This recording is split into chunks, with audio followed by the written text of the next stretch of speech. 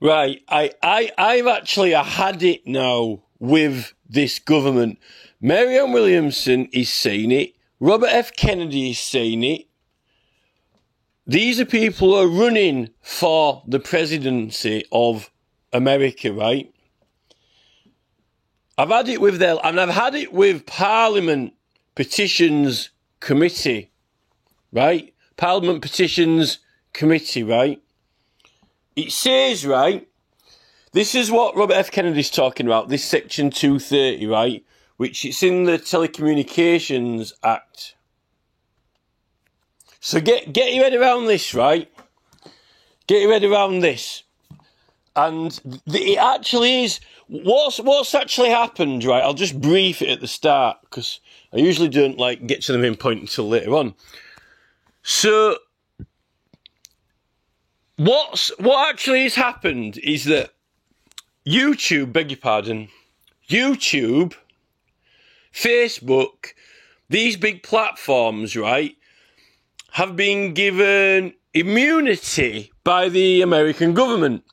They've got immunity through the Digital Millennium Copyright Act, so that if anyone who publishes something to YouTube, right, and there's a copyright claim, YouTube can't get legal action against them, right?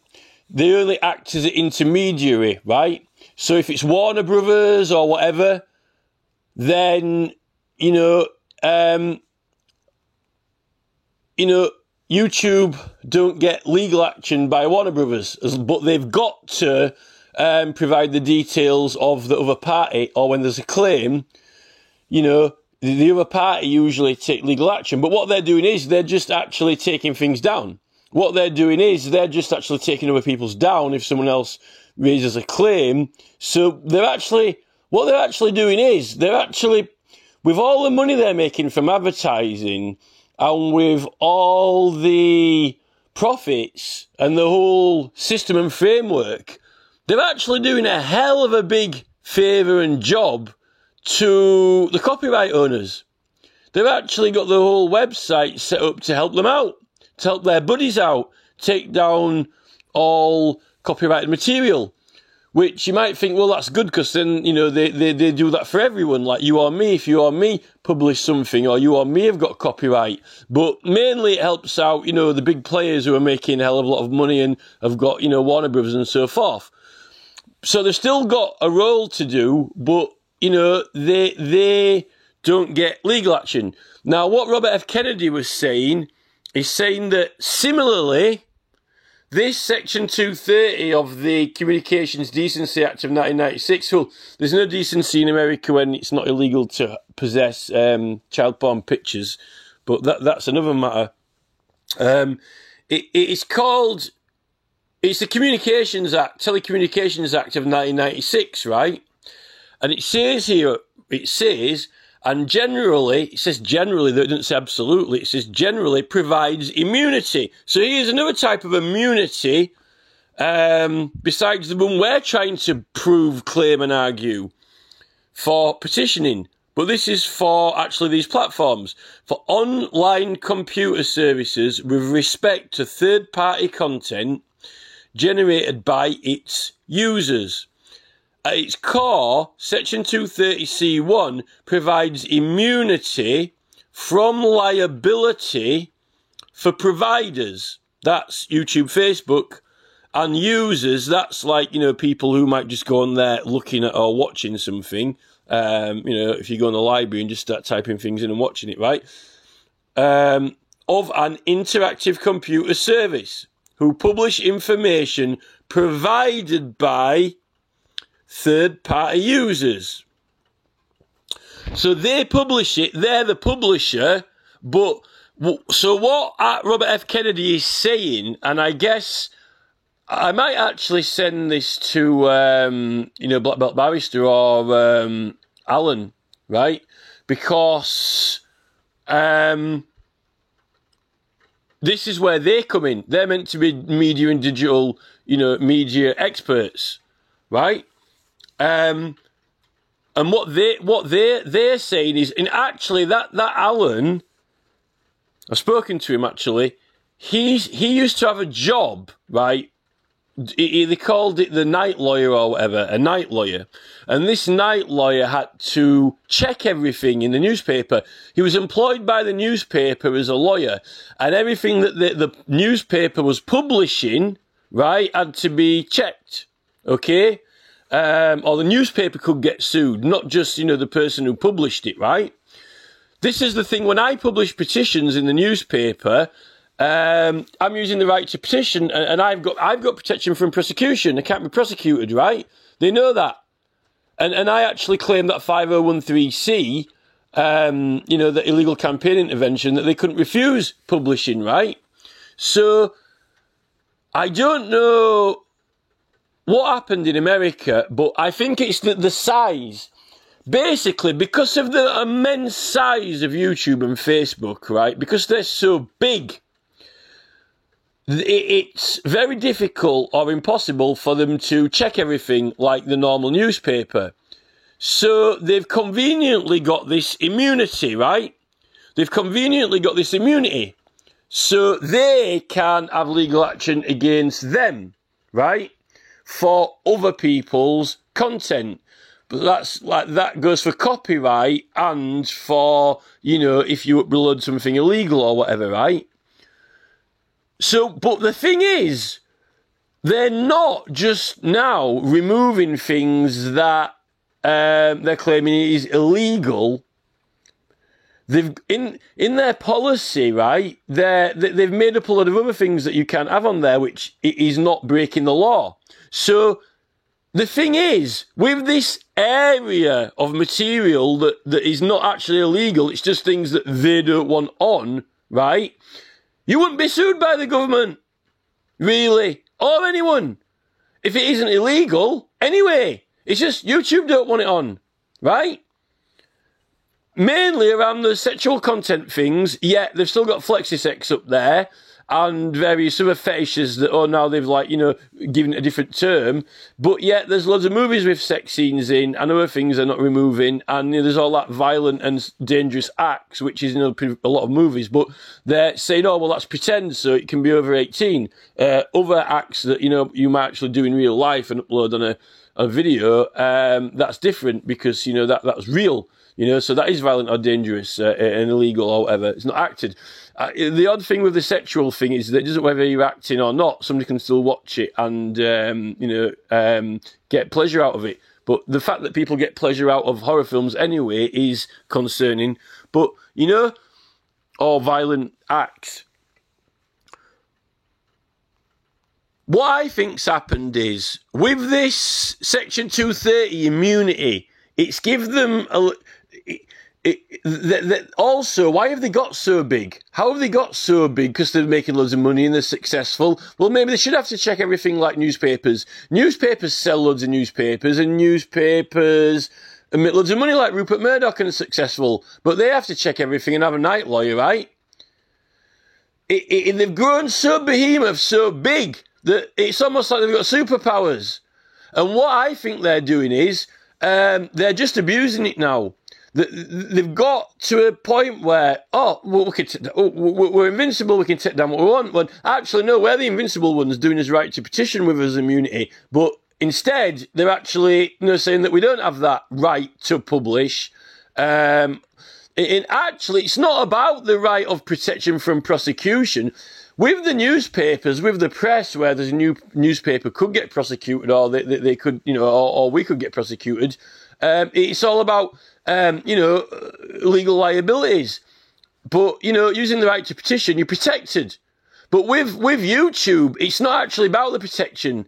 It's just the fact that it's nothing to do with, whether you're liable to be prosecuted or whether they are, because the things that they've removed of mine weren't breaking the law anyway and weren't illegal. Actually, it was just something that their policy, they didn't want on there themselves.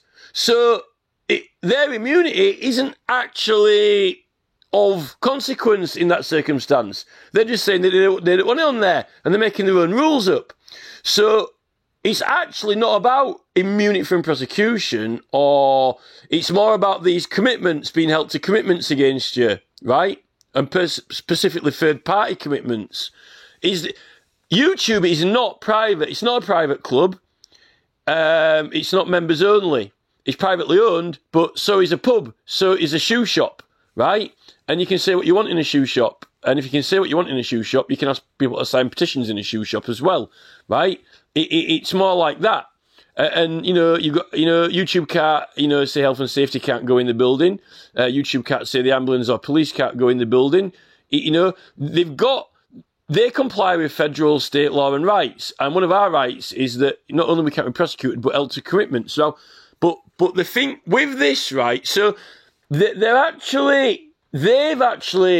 kind of acting worse than a lot of people are, like Extinction Rebellion, smashing windows and, painting everywhere and doing these political actions. What YouTube's doing is it's actually abused its immunity, and it's now just making up daft policies and pulling people's stuff down because it's without fear of any legal consequences, right? And a lot of the things that its computer system that is the thing that scans and checks everything and takes things down, that's actually giving out false claims, fraudulent claims. It's taking things down when no such content was in there.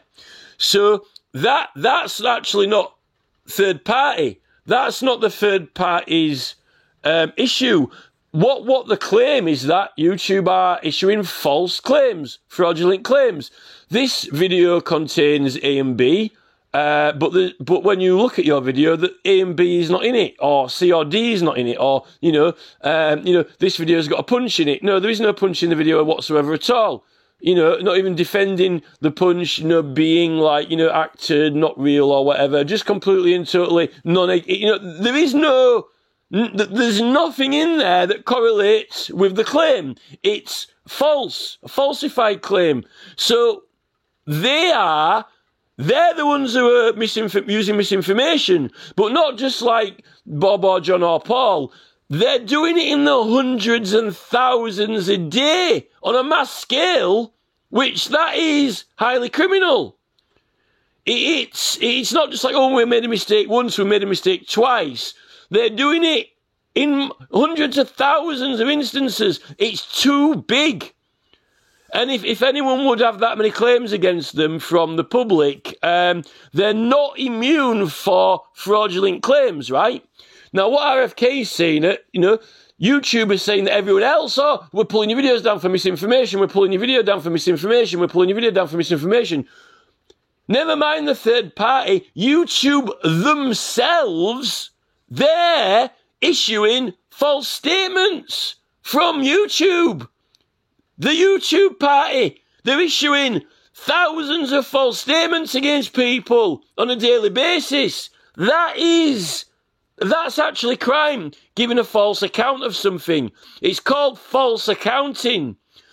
In business, if you issue documents and send them places that are false, you're giving a false account. But I won't mind. But they're saying, we're arguing whether misinformation or debating things debatable, under political and petition rights. But the thing with YouTube is, they aren't even, when they issue a notice to you, they're not claiming any petitioning right or anything like that. They're just issuing a notice. Now, this is the thing, so they are as culpable or as guilty as anyone else, and that's how they've ended up abusing this immunity. And it's actually, it only gives them immunity from third party, not themselves, when they themselves are generating and issuing false statements and documents on a massive scale. They shouldn't have grown so big.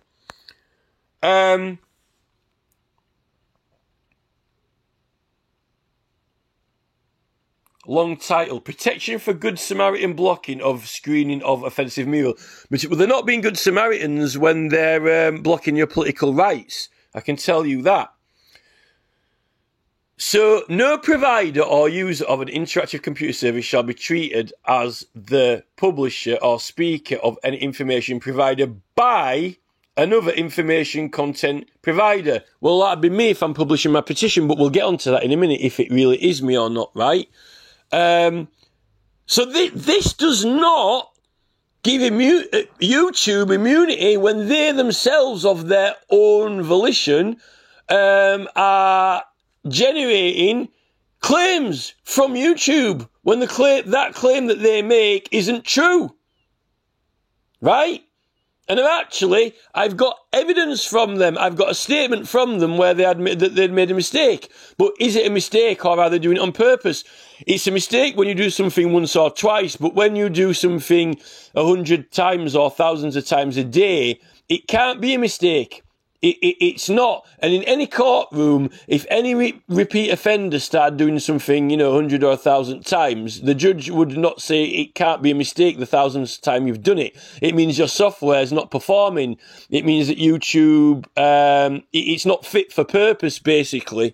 It's not fit for purpose, which is why they've got the immunity, because they're so big that they can't even do it manually. They're having to have the immunity because they're too big. They're making too much money. They're given immunity, basically. It's almost like saying, oh, you're a pop star, so you're immune, you've got so many fans, they'll all be complaining against you, well, all the people who are not your fans, so you've automatically got immunity. That's it. They're not even trying to claim that they're engaging in a judicial or, archaic process to Parliament to get laws made or changed, or investigating something to government, with a case to government. Half of these policies aren't even illegal and couldn't be taken to government. If they try to make the excuse up that, these are, we're investigating potential crime and we're going to report it to the government, but half of their policy is not illegal. So if half of their policy is not illegal, they can't be doing an investigation that could be passed on to the police or sent to the government for legal proceedings, because you're not breaking the law. It's just a policy that they made up themselves. So how could they enter a judicial process to even a criminal court or civil court or Parliament, right? Unless you want to, you take them to civil court for false accounting is a criminal offence. You don't sue YouTube for taking your videos down when you haven't done anything, when you find out you haven't done anything wrong. When they falsified something, that is criminal, right? False statement. The computer's doing it all the time, issuing false statements, because it can't possibly work properly. It's glitchy, and that's just the way it is. Well, it's almost like having a man who has got genetic defects and he just keeps committing crime and he keeps doing it. But the government say, we'll give you immunity because, you might as well do that. I mean, the government might as well say, anyone who's got a genetic defect, this is like crime psychology. We found out, Tom, Paul, Ringo, Paul and John have got, or whatever, random people have got genetic defects and they've got criminal inclinations, therefore they can't help it, so we'll give them immunity. You might as well say that. It's like saying that with the YouTube algorithms. It's just despicable. But the fact is that we're noticing now that these big entities, these big franchises, they have got an agenda, because they're not wanting to be politically compromised by the political opinion of people who use the platforms. And this is what RFK said. They've invented this new term, malinformation, where it's just information that might not be politically favourable to the platforms. They don't want it on there. But if you want to have it's almost like, it's like when you see these, YouTube stars, when everything's going all right for them, they like it. They've got all their little audience there, Klaus Schwab and everyone clapping. They're on the stage, they're saying everything right, everyone loves them. This is the thing with fame. But as soon as people start saying, this is not good or we don't like it, they don't like it. And when you've got a platform of billions of people and a large percentage of them might actually not like what they're doing, like, for example, why don't YouTube actually let people vote on the rules? Vote on the policy, vote on the regulation. We've got all these voting things popping up all the time. Why don't we vote on them? The Shell Oil are letting all their shareholders vote in vote on motions.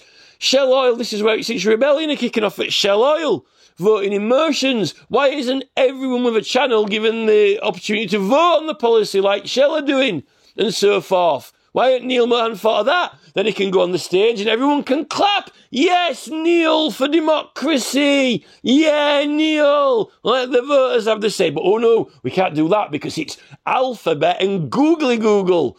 And they're trying to take over the world. We want all our fans and viewers to worship us like gods. And bow down to us like the sun's coming up on a morning. We don't want them voting on what the policy should be, because if we can't have the policy and there's immunity, then we can't control them. And if we can't control them, then, you know, we want to press the buttons so they're all turning up and worshipping us, like press the controls, program the big engine, YouTube, program Mr. Beast to be... You know, boop, boop, chocolate bars everywhere around the world. Beep, beep, beep. Prime drinks around the world. Beep, beep, beep. Program everyone. Let's get some famous people. Yes, get them more traffic and make them famous. This is it. They're programming it to be, oh, it's my happy, happy, happy place. This is Mark in Hawaii. You know, with Nick. Hey, Nick. Hi, Mark. Yes, we're to the metaverse. We're programming our happy, happy place. Yes, not that real place where everyone casts their votes on what they think the rules should be. You know, they might vote that we shouldn't be in charge. They might vote that, you know, maybe, Max Blumenthal should be in charge, or Jimmy Dore. This is it, you know. But one thing I've found about this, right, I'll read through the whole thing, but I don't need to read through the whole thing, because this briefing part here is critically important, and it's another insight that we need to consider when we're considering this part of it, right, this aspect of it. The whole democratic process thing, I've had to study, and we've had to get evidence from all the history of petitioning, all Professor Karen Bowie paper, you know, on all the archives and everything, you know, Smoke and Mirrors book, Edward Fitzgerald, all these things, right, to prove what petitioning actually is. What is it? And what is it for? And why was this immunity made? And what does it mean? And why might they needed it, right? And it is an actual official judicial process. In fact, you can't have MPs elected or have a parliament without it. In fact, you don't even need the MPs or parliament. And in fact, they had parliaments by using this process to call a parliament. So, you know, in fact, your MP ends up being elected, so they are your representative in the flesh. So you'd have to write down on a bit of paper, you know, you've actually got a person to represent the people in Parliament. You know, that's the point, before political parties. Because political parties are the thing that kind of has sort of messed everything up. Now, here it says no provider, that's, for example, so in this situation, that's YouTube or even 38 Degrees, right?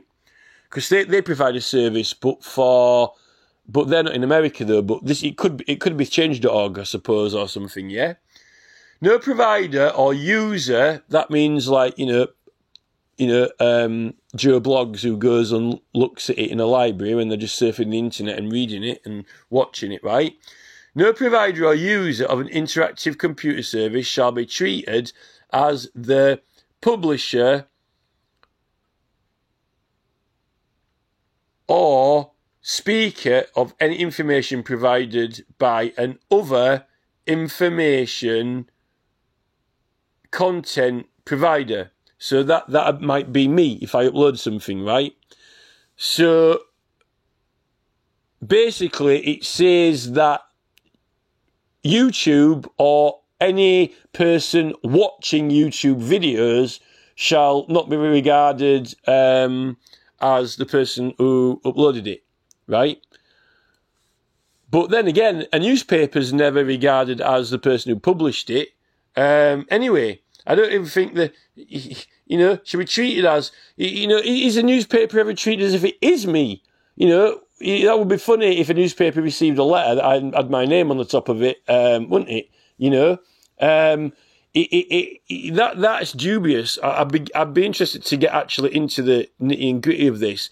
But there's a simple thing on this, right? It says it's worded as the information content provider, right? And that is 25 minutes into this now, right? Information contact provider. That could be me, right? That could be me. So let's talk about petitions then. Let's talk about petitions, right? It's our right to petition the government. It's our right to petition the government or parliament or a local council, right? Okay? Information provider, right? And if I petition the government or parliament, I am bringing a case to them, right? I am trying an information through proceedings to, I'm in pursuit of a case, whether it's to criminal court, civil court, or parliament, right? But when this case is initiated, right, when these cases are started, and then when information is sent out to all parties, right, and you might need to publish things in the newspaper for witnesses, if you've got a court case, we need to publish information in the newspaper and so forth. This is the thing now. Hold on a second. Right, so this is a petition that I have started. This is a petition that I'm collecting signatures on regarding the Stonehenge Tunnel and basically disassembling Wiltshire Council through the Local Petitions and Referendums Act and 2011 and reforming it, right, because of Stonehenge Tunnel. Right, we'll click on this, and what's this? Oh, look. Right, here's my information. I provided this information to Wiltshire Council and they've initiated a case that the public can sign, right? This is a live case. Who is this a live case with? What does it say at the top in that box? Wiltshire.gov.uk. Here's the information here, right? So, if now we publish this, right? If we publish this, or if I publish this on YouTube, whether or not it's just in my community section in writing, or I could get someone to read it out, or I could get actually the speaking, thing to read it out, the read aloud thing. I could do that. I'll do that in another video. I'll do that in a minute, right? I'll do that after I've done this. Who's the information provider there? Who's the information provider? Is it me or Wiltshire Council, or is it me and Wiltshire Council? This is the thing. Now, in order to get signatures, you've got to share it and publish it, right? Now, I could pay Wiltshire Council to publish it in the newspaper for me. I beg your pardon. Or I could pay, someone else, put it in the newspaper, right? But at this stage, who is the information provider? When someone goes and looks at Wiltshire Council, right? Now, the thing is, have the council and the government really got immunity? Because in the Bill of Rights, it only says that Lords and in the Magna Carta, it says Lords and Barons can be fined by their equals, but they can be fined, right? And it says that we, the subjects, can't be prosecuted when we're petitioning. It doesn't say anything about government staff. or judges. In fact, it talks about evil judges and counsellors and so forth, right? It doesn't say anything about them having any immunity at all. Or in criminal casework, it doesn't say anything about anyone having any immunity at all whatsoever in criminal casework. In fact, after reading Magna Carta, I haven't even read any such act or law. So I'd be interested to know where it is, right? Petition is casework to the government that we can initiate, right? So, as for illegal prosecutions by the King's Bench for matters that are only cognisable in Parliament, that doesn't actually say that. It says illegal prosecutions coming from the King's Bench. Doesn't say that the King's Bench can be prosecuted. So, as far as I've read so far, I haven't seen any law yet that I've come across which actually says that any judges have any immunity at all whatsoever, or police, other than any specific clauses in the Act that allows police to act in any given situation, such as exceeding the speed limit and not having to observe it, right, in each clause. I actually thought the right to petition might apply to police because of the fact that it's casework, but it turns out that, it turns out that petitioning is something that you do to Parliament or Westminster or the King. It's not actually a criminal case to local courts. So, this is the thing. If you put it on YouTube, right, really, if Parliament are publishing, if Wiltshire Council are publishing this on their website, right, I mean, what's, why not why not them all? Why not all people's petitions be published on YouTube? You see, the thing is, they're publishing all those parliamentary debates now. They've got a channel with all the parliamentary debates. Why don't the petitions committee have a YouTube channel as well and publish everyone's petition on there fairly and equally? Why don't they have a Facebook page with them all on there, as well, rather than just on their website? But here's when it gets really, really interesting, right? Because this is not just Wiltshire Council. This is Parliament petitions, right? And when we have registered a case to the government and they have published it on their website, you don't have to do it online. This is live. These are live cases, right? Now, who's the information provider? Am I the information provider, or is each person the information provider, or is Parliament? It's like going to a court case. When you receive a letter from a court, right, who is the information provider? If someone got attacked and the police, they give a statement to a police officer, and then the police officer decided to charge them, and then they arrange a court case, and then, people get sent summons, right? Who is the information provider? Would you say that the, Leeds Magistrate Court are the information provider? But you could say, well, actually, the Joe Bloggs, he got, punched in an alleyway or whatever. He provided the information through his statement. So, actually, this is Joe Bloggs. Look, I've got a letter through the post, right? It says it's from the court. But it says, on the 5th of Tuesday, the 13th, you punched Joe Bloggs because he gave us a statement. So is Joe Bloggs the information provider, or is the court providing you with a summons? Because Joe Bloggs hasn't got the power to summons me. So the summons is including information from Joe Bloggs, but the court are providing me with information that, whatever. So this is casework. And casework is with government, like elections. Don't intervene in democratic process. It's illegal to intervene in democratic process, right? Now, petition is democratic process. Neil Mohan and YouTube Paul Groves are going on about intervening in democratic processes. This is it. We're trying information like a court case.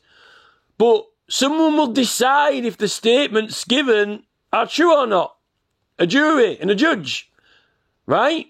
When you are trying information in a petition, the public have got to sign it to see what the weight of the agreement with the information is and whether they think it's true or not. And then Parliament will debate it. But Parliament seem to be now, they don't even want to publish it on their website if it's got this, what Robert F. Kennedy says, malinformation, which basically means you're not breaking the law, you're not saying anything illegal, and you've got the right to ask the government to do anything or make anything, change the laws in anything, or even get an inquiry into something. But there's the things that they don't really like and might not really be favourable to certain political parties or their causes. So the government like to say, oh, we don't know what you're asking, or, oh, you can't ask for that, or this or that, particularly when it comes to things about when ministers have been naughty, submitting multiple witness statements to the monitoring officer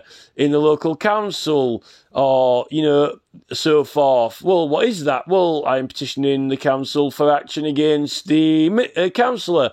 That's why we've got 18 witnesses who have all signed it, and I'm submitting it to the office monitoring officer, because that's what you do when you have a grievance with them over something they've done wrong. They can, with a grievance, there has to be something done wrong. Yet Parliament are obsessed with this. Oh, we don't have petitions of wrongdoing. I wouldn't have a grievance with someone if they hadn't done something wrong. Is, you know, petition for grievances. You know, it's not just changes in the law. Now, Parliament are treating it only as changes in the law or new legislation. They let you petition for inquiries, but they go on about police involvement, yet the Inquiries Act says that it doesn't matter. Police involvement can be going alongside inquiries at the same time. And there can be criminal matters found in them, and they can be referred to the High Court. The Parliament Petitioners Committee are absolutely and completely in complete contempt of the entire process and plain dumb, which is even worse. Really plain, really dumb, Martin Day MP. Oh, we don't know what you're asking. Well, that's why I use the entire 500 words to explain it clearly. How I can have this, and, you know, I'm allowed it, because you rejected it last time. Yes, but now I don't know what you're asking. Well, you don't know what I'm asking, so I asked you last time. You know, this is it. So, with some popular petitions, 5,106 signatures. I could sign it, or I could make a video and I could upload this to YouTube, right? And get the speaking computer to read it out or whatever, right? Who's the information provider? I shared it, but they might look at it to see, you know, who is the information provider? You know? Because the thing is, Parliament are providing the information as far as I can see. Now, you might say, well, no, actually, Parliament are running the petition. The claimant, the petitioner, provided the information. Yes, but in a court case, criminal court case, the witness provides the information and then the court set up a case for it. So it's like saying, I got a letter from a witness, but the witness doesn't have any powers of court, you know. So this is it. These stupid terms they've got. Information provider. Well, is it identifying who what the origin of the information is? You know, like, oh, if you upload, you see, if I upload a video of, you know, someone getting attacked, I provided the information, but I didn't attack them. And the people within the video who are identified as committing the crime are providing information themselves of the act they partook in. So by being in a video and committing a crime, and anyone watching it, the people within the scene of the video are providing the information of that crime because they committed it, right? Now, if I upload it, I'm also providing information to YouTube, but the person in the video is also providing the information, right? We're both information providers. But the unique thing with this is that it's protected from prosecutions and commitments.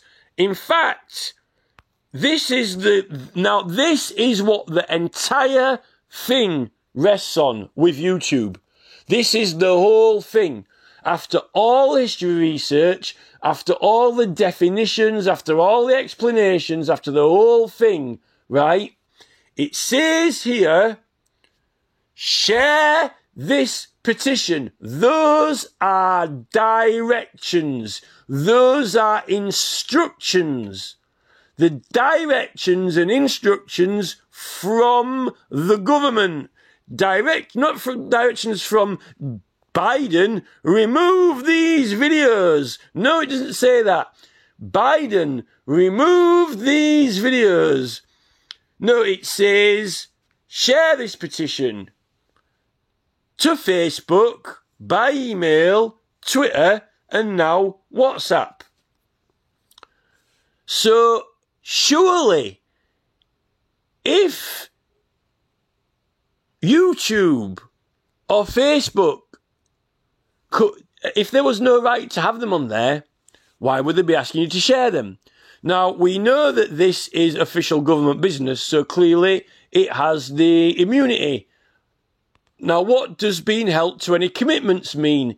Does that mean any other third party or service provider who might obstruct, deny, hinder or intervene in the democratic process or the election process? Because this is a democratic process, like elections. And YouTube say you can't use YouTube in their policy. They say, well, we comply with all federal, state and foreign law. And it clearly states that you cannot use YouTube to intervene in the electoral process or democratic process. It doesn't say you can't use YouTube for it. It says you can't use YouTube to intervene in it. But that means that YouTube itself, the platform, can intervene in it. But yet, YouTube are intervening by taking these videos down. They're intervening in a democratic process. Now, it's not just this page of the petition. When you promote a petition and when you advertise it, you're allowed to design the style and presentation of it yourself, right? And you are allowed to have campaign names like Extinction Rebellion. And because that's what the Tories and Conservatives do. They have a name, Conservative Party. If you couldn't have a moniker or a slogan or a tag, when you're running for Parliament in an election, you won't be able to be called a party name like Conservatives or Lib Dems or the Green Party. It wouldn't be allowed. You just have to be called the party under the leader of, whatever, Nick Clegg or whatever, right? You can have a name, right? And you can encourage people to sign it by advertising in the newspaper, petitions, right? And how you want to promote it. This is what Boris Johnson did. He's a brilliant campaigner. He's the best campaigner. So they say, according to Kwasi Kwarteng, he's the best campaigner. What do they do with these campaigns? All manner of advertisements, like this. They do adverts like this. This is conservative advertising. It's a defamation advertisement of Ed Miliband, claiming that his actual physical size is of a Lilliputian, right? His physical size is not a Lilliputian. It actually is real size. He isn't a midget. And that's meant to be Alex Salmond or something. It says vote Conservative. This is a Conservative campaign. It's creative. It uses humour and possibly even illegal acts like defamation. Yet it's asking you to vote for the Conservative Party, right? Now, when when Robert F. Kennedy is promoting himself for his campaign, he is trying to get you to vote for him because he's running for president and Marianne Williamson. So they can say what they want. And according to this advert, you can claim that someone's size is only 2 foot tall. You can say this is the size of the person when it's not, right? Or unless you want to prosecute the Conservative Party for defamation or sue them for it. Or even, giving a false account of someone's size. False accounting, that's a crime. Or whatever. So, this is it. This is the thing. And on your channel,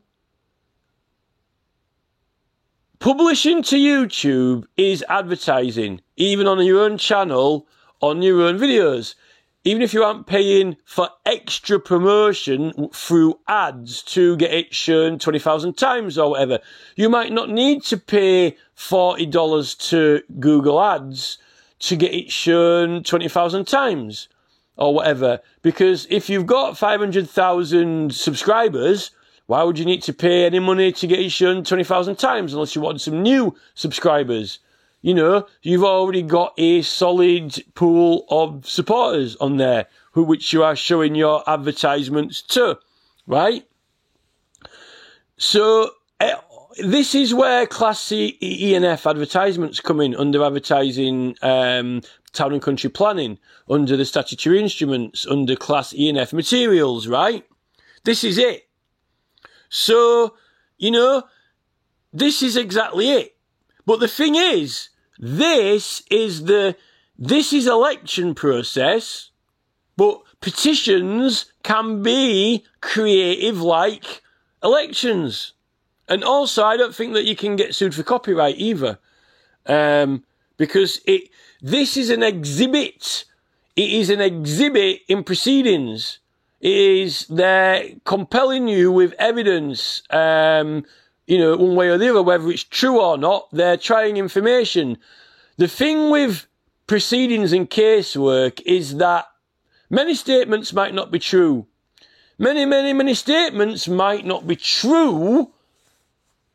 That's why you go into a courtroom and people hear them and the jury get to decide if they think it's true or not with the judge and professional expert witnesses.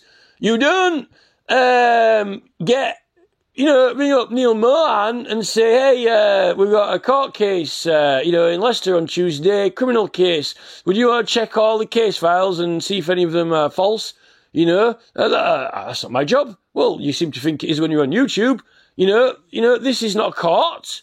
This is a social media platform that happens to have some content on it, which is a wider extension of certain democratic proceedings that operate beyond the confines of the courtroom or the Palace of Westminster or the committee or the local council chamber, because you get the witnesses first in this order of proceedings.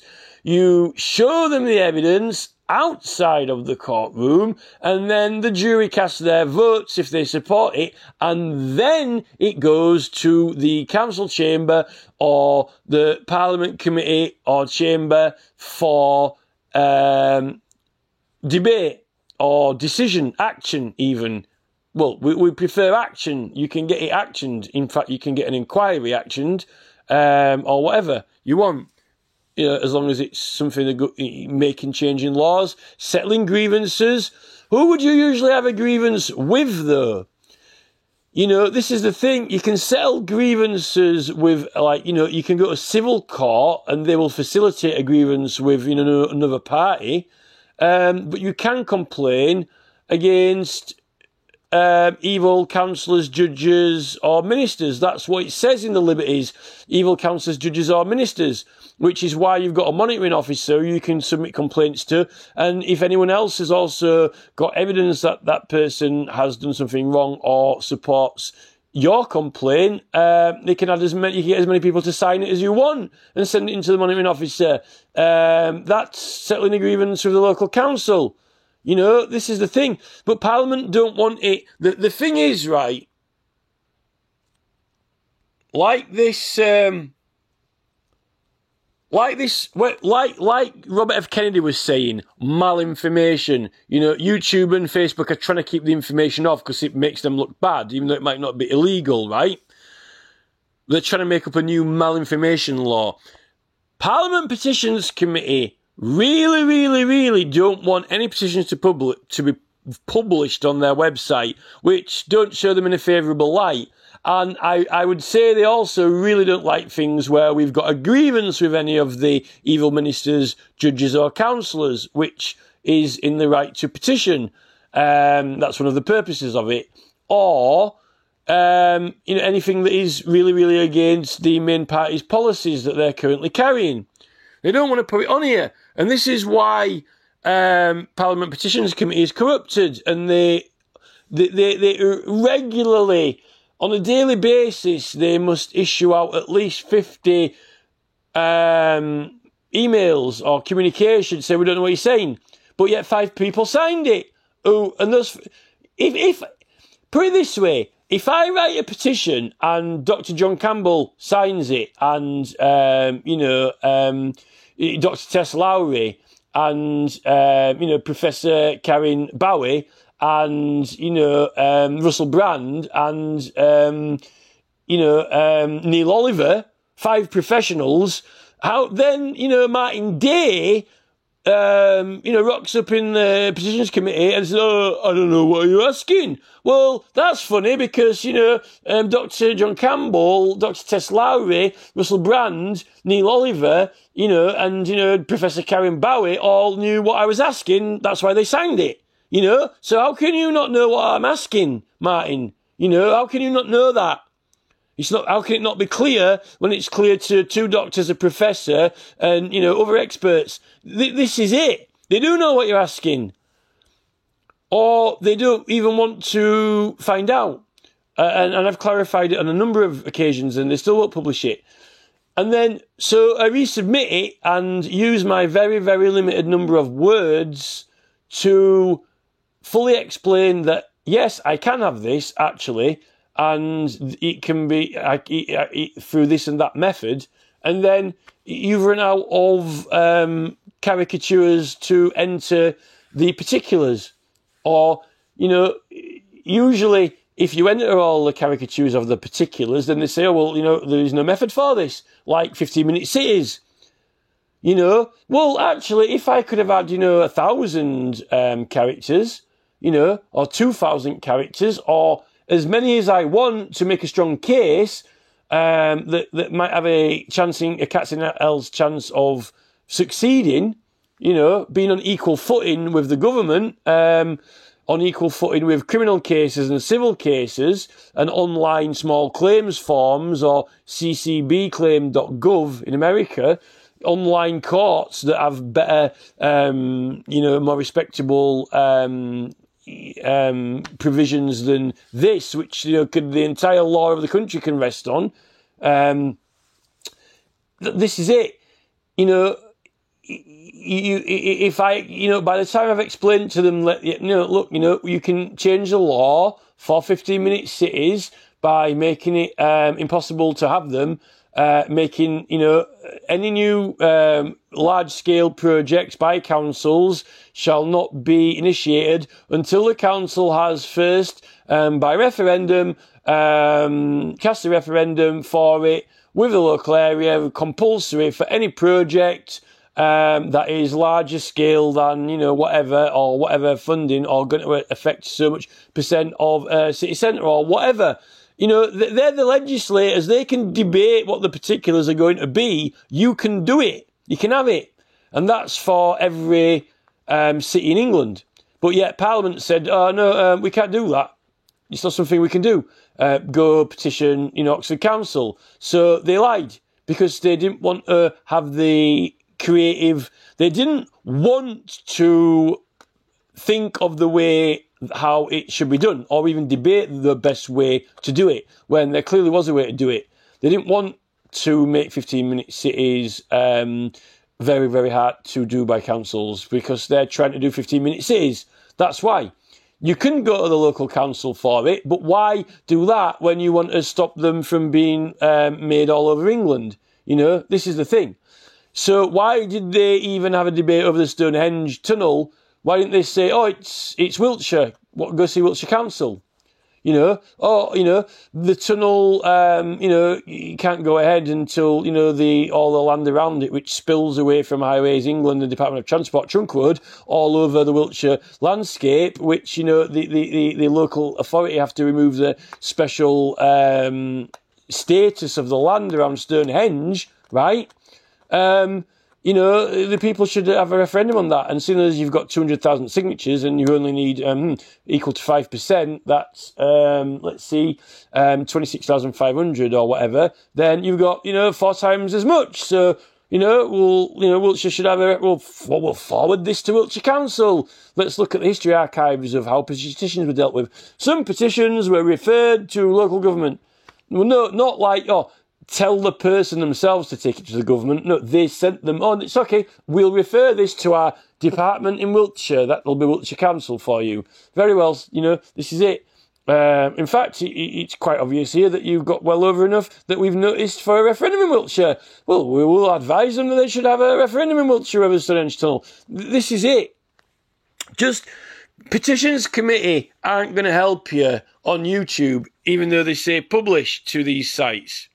You know, they aren't going to help you with getting these things. They ask you to publish it on there, but they're not giving any help with it on there. Now, if you ain't got any rights to have it on there, why are they asking you to publish it on there? You know, it just seems ridiculous. Why would they be asking you to publish it on these websites?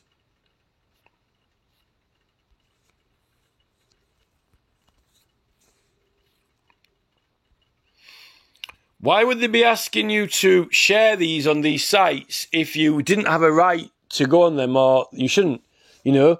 And who are the government? Why are the governments telling the Conservative Party that they shouldn't be having these Ed Miliband, Alex Salmond, defamatory, comedy, parody, promo for their election campaign? You know, this is the thing. So it's a democratic process.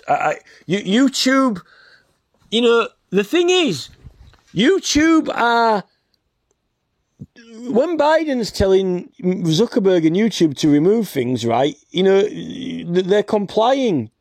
But when you're being asked to have these things on those sites and put them up, they are not complying. It's not from you. And this is the thing that they find it hard to identify on some channels which are either promoting or asking for signatures for these campaigns, right? Or promoting the campaign, facts about the campaign and why you should support it. Like Stop Cop City now.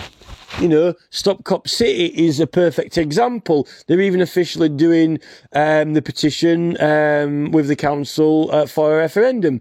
You know, that's democratic process. No Cop City petitions should be taken down. Why? Because it's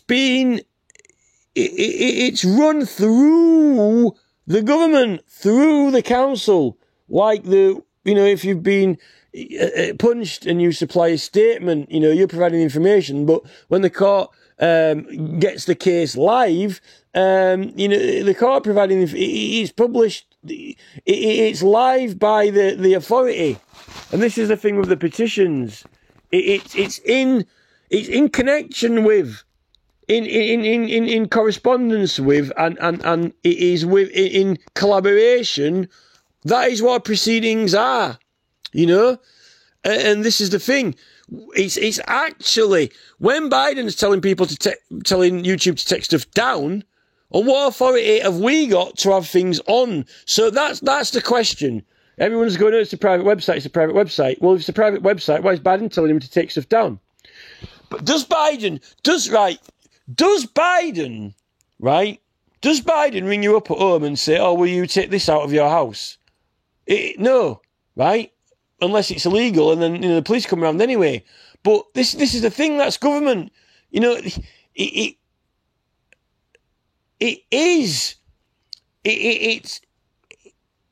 this whole Biden contacting them to do stuff, right? He should be telling them to put these campaign things on there. Not take them down, put them back up. Because actually, it's the authority that comes, the communication line that comes from Biden to put these things, to get these things taken down, right? That is, like here, the same as this when we're putting them on there. So really, by that act that Robert F. Kennedy has been talking about, who is the information provider, right? Well, it's Parliament or a local council with the petitioner together. Like here, it says you've got to treat it, but the thing is people aren't recognising it because you don't have to run it on this website. It makes it look more official. It makes it look kind of like, more legitimate. It's almost like, when you get a parking ticket being on private land and you're a black belt barrister and Alan are going, oh, we'll sort you out, we'll advise you. You don't have to pay these parking tickets on private land. They look official, but, there's no legal requirement. If you get a parking ticket from the government, though, we won't help you, It's almost like Parliament saying, you can run a petition on here if you can get it up. And by the way, share it on these platforms. But if you have any trouble with these platforms, we're not going to help you. Well, that's funny because apparently you were telling 77th Brigade to take a lot of things down from the internet, but you won't tell them to put it back up. When it's actually we don't favour that petition. This is why this is like with Cop City at the moment. There's a lot of people putting material out to actually have Cop City in favour of Cop City, but it's uncertain whether if the government are paying for the opposition material, if the mayor or the council or the government are paying for the promo of it, then that's illegal because they're trying to influence the electoral process. Really, to be honest, if Biden is giving instructions to take political material down, it's almost like the council either publishing or influencing the local petition by either putting out material for or against one cause or the other, which they're not allowed to do. This is like in election campaigns. It's fair. Now, if you didn't have independently sponsored candidates, if like there was kind of like if it was funded by the taxpayer and it was all equal, they might all get 5 like a 2-minute slot on the news, but the news would give them all a 2-minute slot. Or this is kind of sort of a little bit like what GB News is starting to get into now. Or the newspaper will put a column for each candidate. They'll give them a column for each candidate in the newspaper, or the government will pay for it equally, the same number of words. That would be fair. But they've got this system where, you can throw as much money as you want, like Trump or whatever. It says elections should be free. But yet we're all throwing money at candidates, Elections aren't free when you're throwing money at candidates. They're facilitating it's free. You can turn up at the polling station, or the facilitation's free, but you still want free. It starts to wonder whether our elections should not be all flashing lights and fireworks and extravagance. It makes you think whether these major platforms should fairly have people who fairly want to run and fairly enter and fairly speak. But as it is now, anyone can petition the government as long as you make sure that that's what you're doing and it's recognised as that. There's 38 Degrees site, there is change.org, and there are these sites the government have got. If the government were rejecting petitions for ridiculous excuses, then people won't be going on 38 Degrees and change.org as much, but you can promo them on there and add more evidence and photos and present them and so forth. But there's nothing stopping you from doing it on YouTube either. This is the thing. Although collecting the signatures, you need to collect them somehow. Effectively, you could collect them in the video if you want. If you could print it out. The thing is now everyone's getting a handle and a tag, and they're contactable. You can leave them a message or send them a message. In some of these acts, like the Local Authorities and Referendums Act, it says that you need electronic means of communication. So, Messenger is an electronic form of communication, right? Messenger is. And I would suggest that if it's saying that you can contact someone through an electronic means of communication and under the Local Referendums and Petitions Act, then you can use, and this is when I've got Mark Zuckerberg on now, I've just realised now, then if you're using that electronic, it says any electronic form of communication. So if they're contactable over Messenger, right, and that's the one that you want to choose, you can contact them. But the thing is, Zuckerberg's restricting it and inhibiting it, right? And you can't contact them if he bans you for a couple of days, and you might miss your deadline. So limits on electronic communications, at least for political purposes, are actually illegal, because in that Local Elections and Referendums and Petitions Act, it says that any form of electronical communications. So I want to gather my signatures by Messenger, right? And contact them through that. But Mark Zuckerberg's limited it. But I'm not using it for commercial purposes. It's for this petition, right? And I've told him, I've complained multiple times, right?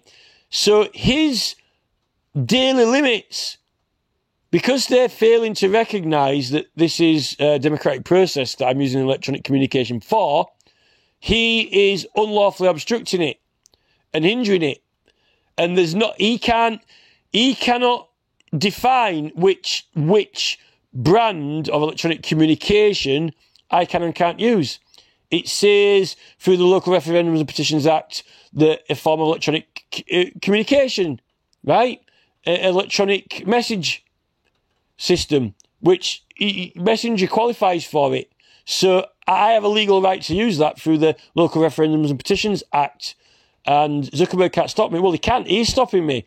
And I would suggest to Robert F. Kennedy that he pulls up. I'm telling him now. I'm telling him now. He pulls Zuckerberg up on that because that is a catch. When if I are just using it for my own social natter, if I'm not just using it for even for spamming business mail, if like it is for a petition, then I'm being hindered, because it is actually it's identified in the Act electronic form of communication for you check it, see if I'm right or wrong. How it defines it. Messenger is an electronic form of sending messages, and I can choose to use that for the Act. And if I can't contact all the people, that is a required message as well, particularly if you're checking your signatures. If you want to verify all your signatures and check with them, and then he caps you for 3 days and you can't do it and you're out of time, he's unlawfully obstructing you. Because this is the thing, in through the acts of law, there are some messages, some notices and letters which have a legal requirement, not just a legal right to do it, a legal requirement. And one of these things is like, witness adverts. If you and your lawyer at court, want to put out witnesses, you've got a legal right to do that. And in fact, because it's a legal case, isn't it? So, this petition is a legal case. Put it this way. if you obstruct, this is the thing when I was driving, if you're investigating something or pursuit of criminals, any person obstructs or hinders you is committing an offence. Any person, right? And my petition has investigative aspects to it because it's gathering evidence for an inquiry. So, there's that. And also, there's perverting the course of justice, because if you're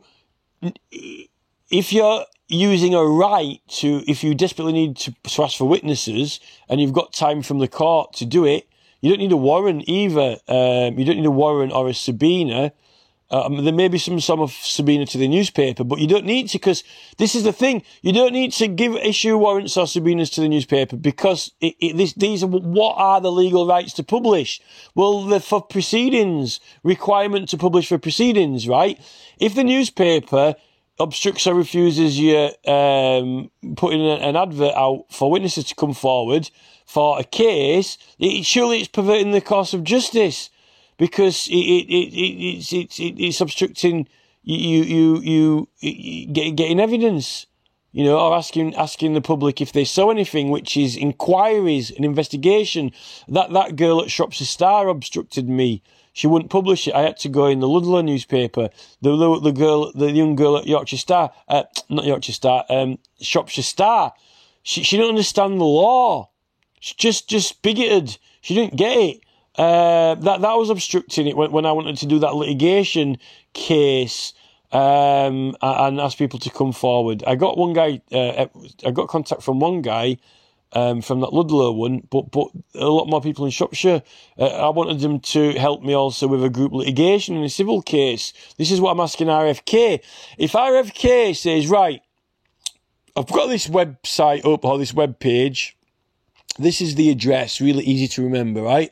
Like, it could be like a really, really short address. And I say, right, anyone who has had videos removed by YouTube when there was a completely and totally unfounded claim, there was no such content whatsoever in the video. It was impossible, for them, any content to be in there. Like, for example, anything to do with a pandemic, but, you didn't even go on to the subject. Maybe it was a video about, roller coasters or something, right?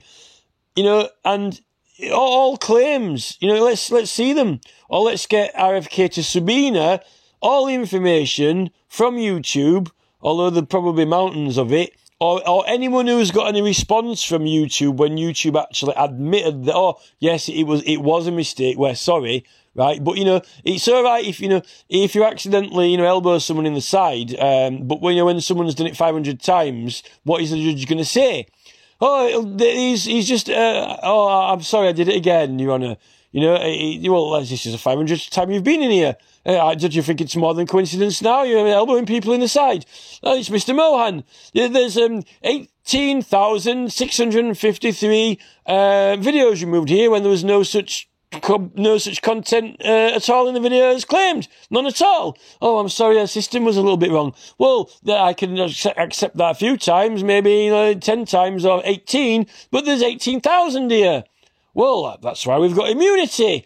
Well, it's too much for us to handle. Yes, but you're constantly giving false claims out repeatedly and compulsively on a regular basis.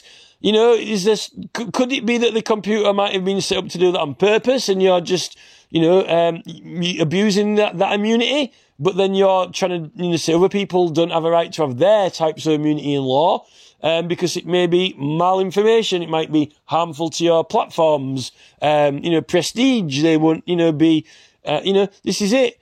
There could be nothing more malicious to YouTube than it doing a complete and total survey of how many people even rate the policy. What do people think to the policy?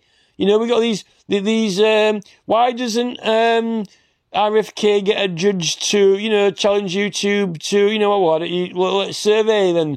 Can RFK get a judge to make an order, to a special order to compel YouTube to put a survey on their website, honestly, overseen by, someone, where people, all the users, the hundreds of thousands and millions of users can actually say what they think to the policy, and then they'll just look at that. And then we'll see, when we'll say Neil Mohan going, oh yes, I'm pleased, we're pleased to meet you in court, bring it on, bring it on, bring it on. This is it. This is the type of actions that you need to be bringing. There's no doubt at all that there's not only a legal right to publish, there's a legal requirement. Because the thing is, right, you've got to get online, remember, on the internet. This is not a paper form one. This is online. You've got 6 months, right? And this is some maths for RFK, because they've just published that Stonehenge video doing all the calculations of Stonehenge, right? All the complicated calculations. Do the complicated calculations for the petition, right? If you divide 100,000 signatures, right, by 6 months, and then account for having to go to bed and rest in between, right? Sleep, not even being at work or not, like... You've got to get one signature every minute, right? One a minute. That's quite hard to do when you're walking out and about in town.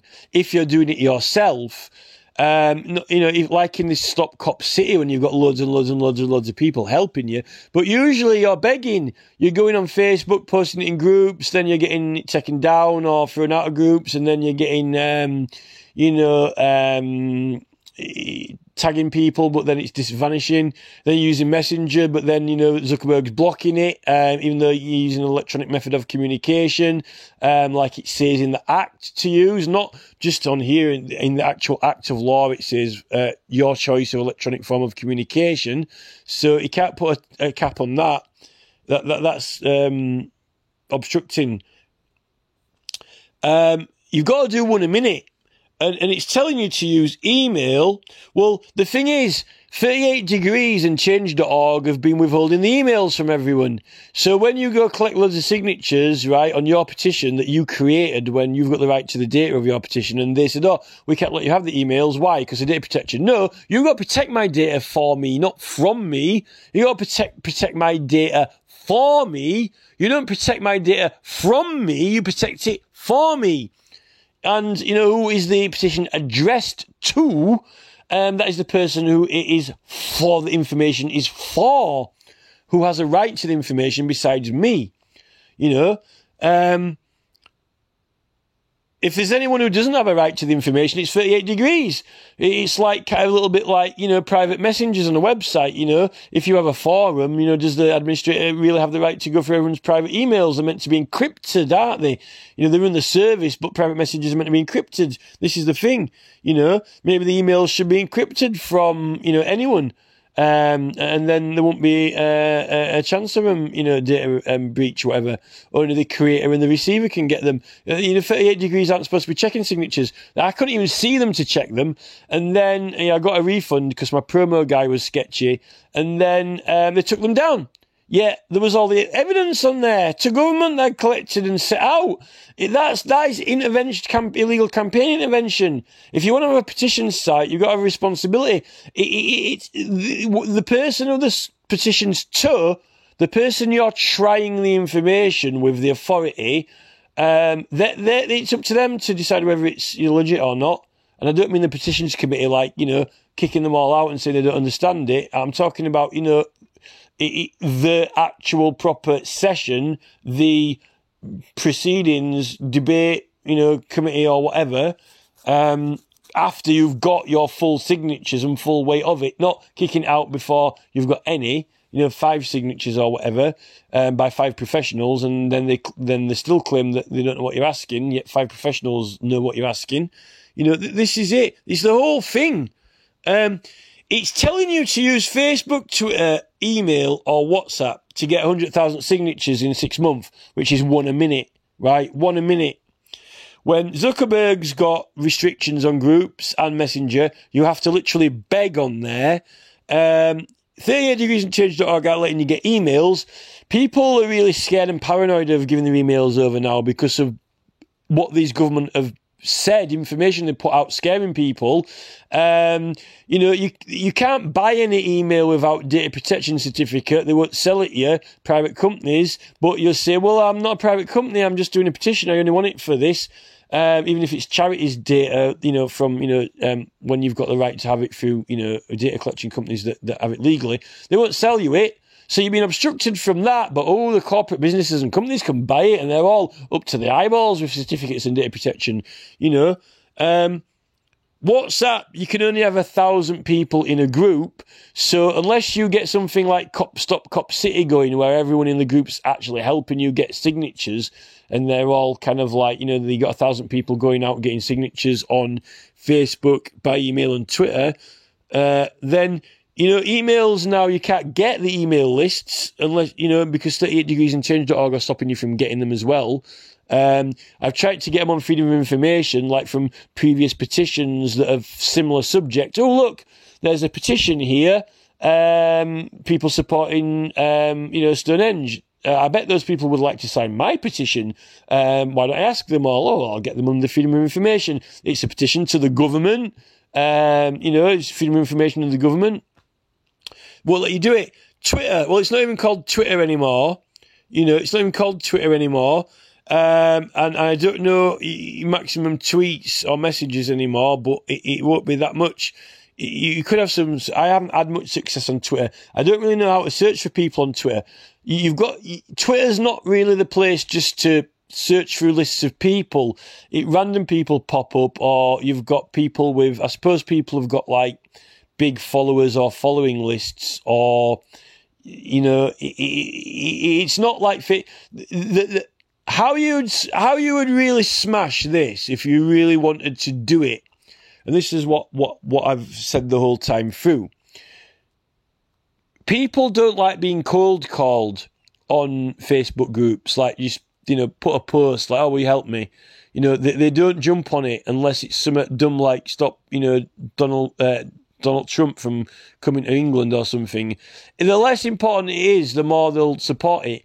If it's something really important and serious, they don't. Unless there's some sort of third-party intervention going on with 38 Brigade or Battalion, there could be. Some people have said that. Could be Biden, We don't know how much they're... we don't really know what these other entities and parties with other interests, hackers, are doing on Facebook and YouTube, or other military parts of government. We aren't sure for certain. Even Mark Zuckerberg and YouTube aren't aware of them intervening without knowledge. That's the thing. And particular targeted people who have got very strong campaigns that could really, really make a difference if people are aware of them. Or the government don't want it to look like people support it. That's the thing. I think this is from the core of Labour and Conservative.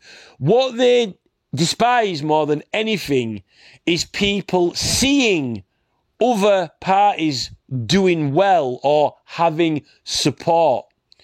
When there's something that they really don't like or really don't want to happen, or any petition, when it's visibly got a lot of support, they really don't like that, because then it gets more people to sign it and it shows that it's popular. When there's hardly any signatures on it, they're not bothered. So they really don't want it to look like, or people to see, strong campaigns doing well, which makes you question, well, what about Extinction Rebellion? Well, Extinction Rebellion has done them many, many favours, because it's enabled them to clamp down and change all the law. Well, it's give them the excuse to make all these new laws. We don't even know whether these new laws are in breach of constitutional law or not as well. But it's given them an excuse to... It made petitioning and campaigners look bad. It did do them favours politically in a way, and it got them to push all this. They kind of want to push all the environment thing in a way, So there has been some advantages to the government over all these campaign groups kicking off. And if they would have had a fair petition process, they wouldn't have needed to kick off. So Facebook groups, you can find Facebook groups that are the exact topic and subject of what you're doing, like forests, trees, woods, but it pests people by putting it on the boards. It's okay if you put it once, but to get the signatures, you need to ask, or be badgering people, and it feels like you're begging. And this is why politicians despise people who do well with petitions, because none of these MPs have ever seen 100,000 signatures themselves. They've never had it. They haven't got it because they can't get that. They have trouble getting that support. So when you rock up with 100,000 signatures, you've whooped them, you've kicked them, you've destroyed them, because they've never seen that many amount of signatures in their life to get elected. So they don't actually like you doing well. That's why they set the numbers really ridiculously high, higher than they can achieve themselves and higher than councillors can achieve. They put our they've got, Rishi Sunak's changing the laws and making themselves more and more money. But as for petitions, he's helping Mark Zuckerberg, no messenger limits, take this down, take that down. They're making it as, harder than ever. Even if you had money, it'd be hard to do it, and they ain't even giving you the money, and then they ain't even doing you no favour. They're setting ridiculous price costs to get petitions debated, Facebook groups, if Messenger didn't have that daily limit, that would be the way to do it, legitimately, without cheating, because then you can warm call people, although there's stupid tabs on there that, people don't check the tabs, don't see them. It's all set up to hinder people's social interactions. I don't think that this new elite movement want people to be friends. I don't think they want people to get on with each other, ultimately. But so if you found the right Facebook group and you get onto the lists, right, and then you scroll down the lists, then you can start, you can just, messenger, and then you can each address them personally, put a nice warm message, and you start getting signatures in, and you can do that by tagging people on the groups. You meant to be able to tag 50 people and ask them. That can annoy the administrators, as long as you only do it like once a day or something.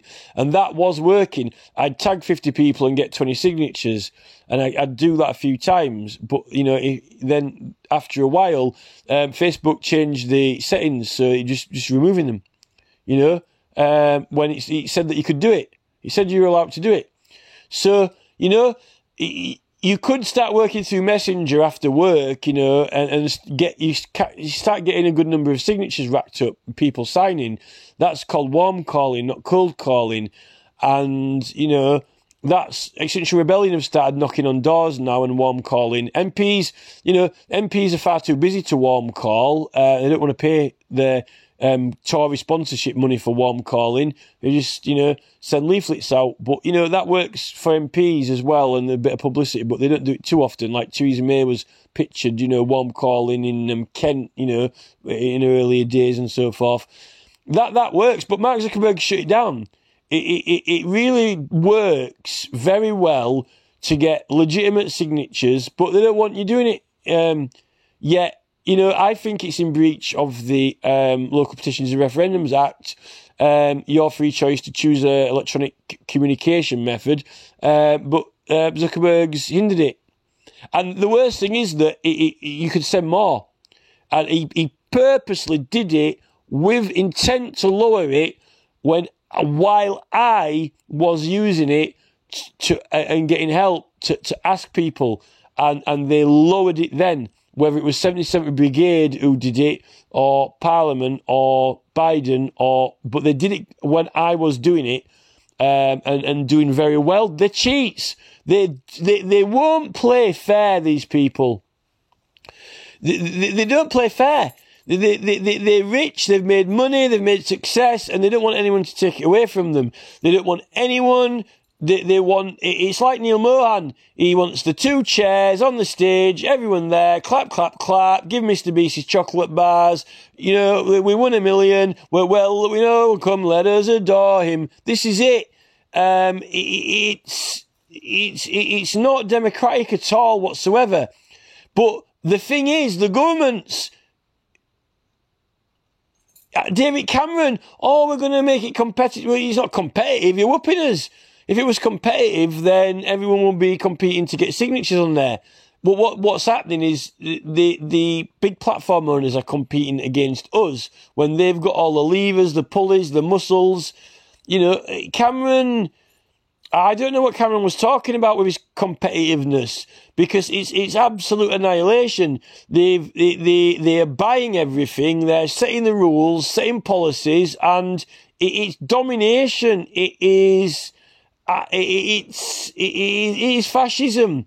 There's no competition at all. You can't compete against huge entities that have bought everything and making up their own policies, and, you know, there's nothing left except Amazon.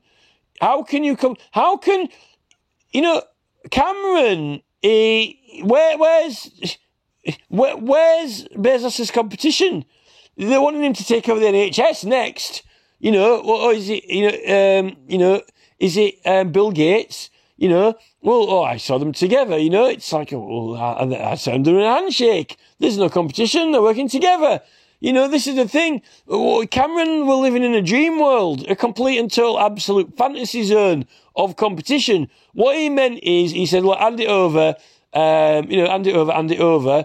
Basically got his conquer out. So I'll play conkers with you. Let's have a competition. That was the competition. Cameron's saying, we need to have a competitive economy.